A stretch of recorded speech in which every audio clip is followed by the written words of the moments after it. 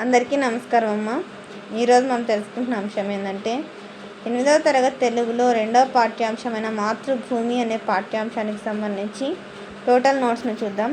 ఈ మాతృభూమి అనే పాఠ్యాంశాన్ని రచించిన రచయిత్రి పేరు పవన్ నిర్మల ప్రభావతి గారు. ఈవిడ ప్రకాశం జిల్లాలోని ఒంగోలులో జన్మించారు. ఈమె 10వ తరగతి అయిన చేయి తిరిగిన రచయిత్రి. అనాథ, ఎదలో ముళ్ళు, శ్రీ, నాగరికత నవ్వుతోంది మొదలైన 7 సుప్రసిద్ధ కథా సంపుటాలు, ఉదయ కిరణాలు, శాపగ్రస్తులు, రాలిన పూలు మొదలైన 17 నవలను ఈమె రాశారు. ప్రస్తుతం పాఠం కథానిలయం నుండి గ్రహించబడినది. క్రింది ప్రశ్నలకు పాఠం ఆధారంగా జవాబులు రాయండి. మాతృభూమి పాఠ్యభాగ రచయిత్రి గురించి రాయండి. ఎవరు? పవన్ నిర్మల ప్రభావతి గారి గురించి. తర్వాత రాజారావు రోసయ్యలలో ఎవరి వ్యక్తిత్వం గొప్పది, ఎందుకు? రాజారావు తన కొడుకు సైన్యంలోకి వెళ్ళకోకుండా తన కళ్ళ ముందు ఉంటే చాలనుకున్నాడు. కానీ రోసయ్య మాత్రం నిస్వార్థంగా తన కొడుకు సైన్యంలో చేరుతానని సమాజాన్నే దేవాలయంగా, మన దేశాన్నే కన్నతల్లిగా భావించి దేశ రక్షణ కోసం తన బిడ్డను త్యాగం చేసిన గొప్ప వ్యక్తి రోసయ్య. యుద్ధాల వల్ల లాభమా నష్టమా? యుద్ధాల వల్ల ఎప్పుడు నష్టమే జరుగుతుందమ్మా. ఎందుకంటే గెలిచిన వాళ్ళు చనిపోతారు, గెలిచిన వాళ్ళ వైపు మరణించిన వాళ్ళు ఉంటారు, ఓడిపోయిన వాళ్ళ వైపు మరణించిన వాళ్ళు ఉంటారు. అంతేకాకుండా వాళ్ళు కాళ్ళు, అవయవాలు కోల్పోవడము, ఎంతోమంది బంధుమిత్రులు బాధపడతారు. ఎన్ని కోట్లు ఖరీదైన భవనాలు, కర్మాగారాలు, ఆస్తులన్నీ నష్టపోతారు. ఇప్పుడు చూస్తున్నాం కదా, యుద్ధం జరుగుతున్నది కదా, యుక్రెయిన్కి రష్యాకి మధ్య. ఎంతమంది నిర్భాగ్యులుగా, అనాథలుగా, ఎంత ఘోరాతి ఘోరంగా ఏ వైపు నుంచి ఏ ప్రమాదం జరుగుతుందో తెలియకోకుండా ఉంది. అవసరమా అమ్మా యుద్ధాలు? వీరా కుటుంబానికి, దేశానికి చేసిన సేవలను గురించి రాయండి. వీరా దేశానికి ఒక మంచి సైనికుడుగా సేవ చేసినాడు. అలాగే ఒక మంచి కొడుకుగా, ఒక మంచి అన్నగా తన బాధ్యతను నిర్వర్తించుకున్నాడు.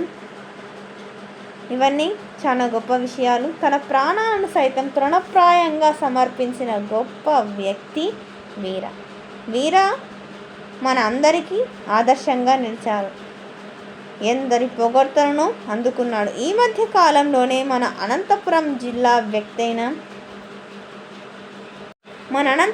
జిల్లాలోని మురళీ నాయక్ అనే ఒక సైనికుడు ఆపరేషన్ సింధూర్లో భాగంగా పాకిస్తాన్ భారతదేశానికి మధ్య జరిగిన యుద్ధంలో మరణాన్ని పొందినాడు. ఆ గొప్ప వ్యక్తి, అటువంటి గొప్ప వ్యక్తులు ఎందరో త్యాగ ఫలితమే మన ఈ స్వేచ్ఛ. నేను ఎప్పుడూ యుద్ధానికి వ్యతిరేకిని. ఇప్పుడు యుద్ధం వల్ల మనం విజయం సాధించినాం, కానీ ఎంతోమంది మన సైనికుల్ని పోగొట్టుకున్నాం. అంతేకాకుండా వాళ్ళ కుటుంబీకులను పోగొట్టుకొని వాళ్ళు కూడా ఎంత బాధపడుతున్నారు. దేశం కోసం ప్రాణత్యాగం చేసిన వారిని గురించి ప్రశంసిస్తూ రాయండి. బివి రావత్ మనం ఈ పాఠ్యాంశంలో చూసినాం, అర్థమవుతుందా? దేశ రక్షణ అనేది ఒక మహాయజ్ఞం. దానిలో అమరులు కావాలంటే ఎంతో ధైర్య సాహసాలు ఉండాలి. వారంతా ప్రశంసనీయులు. వారి పొగడ్తలకి 1000 నోరులున్న ఆదిశేషుడు కూడా శక్తి సరిపోదు. వారి పేర్లు చిరస్థాయిగా ఉండేలా వారు జన్మించిన గ్రామాలకు లేదా వీధులకు వారి పేర్లను పెట్టాలి. ఇప్పుడు మనం 26/11 అంటే ముంబై తాజ్ హోటల్ అటాక్ గుర్తొస్తుంది. ముంబై తాజ్ హోటల్ అటాక్ దక్షిణ భారతదేశానికి చెందిన బెంగళూరులోని యెలహంకలోని మేజర్ సందీప్ ఉన్నికృష్ణన్ ఆ టెర్రరిస్టులందరినీ చంపేసినాడు. ఆయన గుర్తుగా యెలహంకలో ఒక రోడ్డుకి మేజర్ సందీప్ ఉన్నికృష్ణన్ రోడ్ అని పెట్టినారు. అది పేరు విన్నప్పుడంతా ఎవరు ఈ వ్యక్తి అని, అతని యొక్క త్యాగం అనేది ప్రజలు తెలుసుకుంటారు. ఆ పేరు పెట్టడం వల్ల ఆ వ్యక్తి ఎవరు, ఎందుకు పెట్టినారని తెలుస్తుంది. తర్వాత అమరులయ్యారు అంటే స్వర్గస్థులయ్యారు, మరణించారు. తర్వాత వాత్సల్యం అంటే ఆప్యాయత, మిత్రులు అంటే స్నేహితులు, వీడ్కోలు అంటే విడువుట విడుచుట, సన్మానం అంటే సత్కారం, తర్వాత గిర్రున అంటే గుండ్రంగా, గీత గీసిన పదాలకు నానార్థాలను రాయండి. తల్లి అంటే జనని మొదటిది, ఆశ అంటే కోరిక దిక్కు, సమయం అంటే కాలము ప్రతిజ్ఞ, పేరు అంటే నామము కీర్తి, నిద్ర అంటే నిదుర, వృథాత అంటే పతనం, అంబ అంటే అమ్మ, కుమారుడు అంటే కుమారుడు.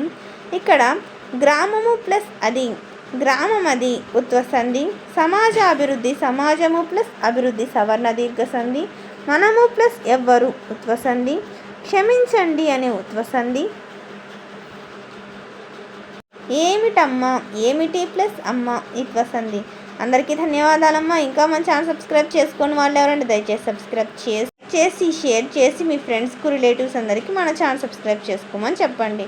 మన ఛానల్ ప్రత్యక్షంగా పరోక్షంగా సపోర్ట్ చేస్తున్న వాళ్ళందరికీ పేరు పేరున ప్రత్యేకమైన హృదయపూర్వక ధన్యవాదాలు. అందరికీ ధన్యవాదాలు. దయచేసి వీడియోని మాత్రం స్కిప్ చేయొద్దు.